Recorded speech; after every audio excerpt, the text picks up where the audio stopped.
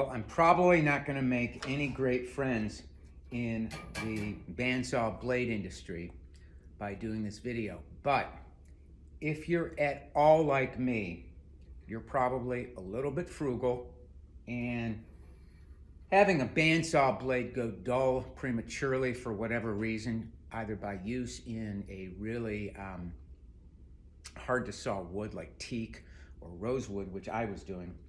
But what I did, this is the Highland Hardware wood slicer bandsaw blade, and I love this blade for resawing because it does a very thin curve.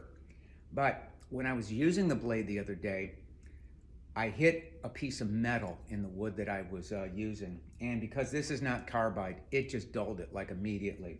And when I tried to complete the cut, the saw just was like sawing a like crazy pattern in the wood.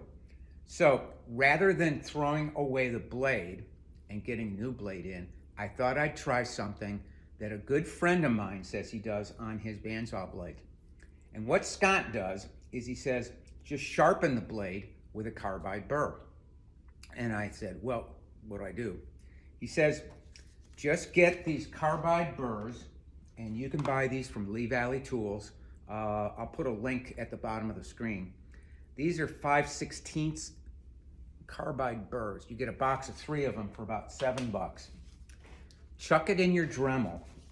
And I'm using the StewMac router base on this because it has this nice flat edge, and you'll see why I use that. What I do is I take a Sharpie and mark a starting point on the blade. And then what I do is I just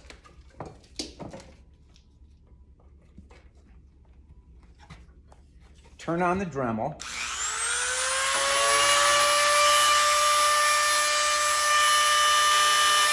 And what you want to do, I'll try not to talk over the Dremel. What you want to do is put the carbide burr in the gullet and then bring the blade down. And what that will do, that'll sharpen the tip of it.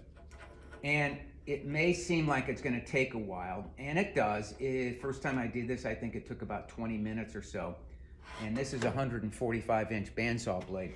But once you sharpen your blade, if it's dull, not only do you save money, but this thing cuts like nobody's business. Let me show you. This is some granadillo or granadillo that's way too thick for a 3/8 inch bridge.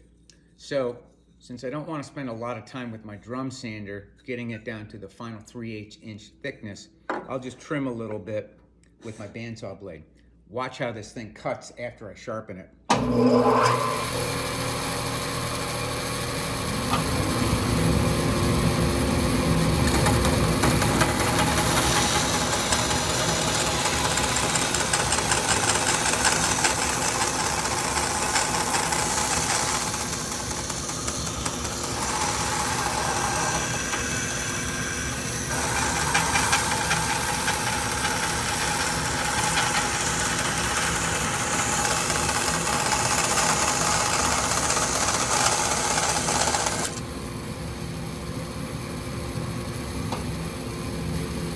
Granadillo is a very hard wood. It's like ebony. Look at that.